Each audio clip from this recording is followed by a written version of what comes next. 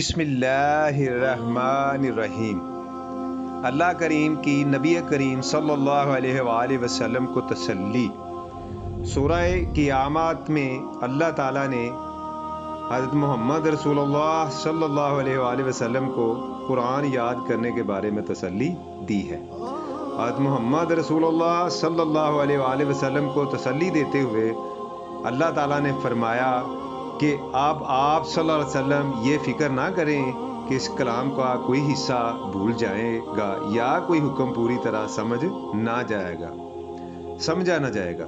آپ صلی اللہ علیہ وآلہ وسلم صرف غور سے سنتے جائیں۔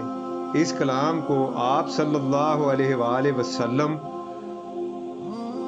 کو سینہ مبارک میں جمع کرنا اور پھر ہر آیت اور ہر آیت کے ہر لفظ کو سمجھانا ہمارا کام ہے۔ السلام علیکم۔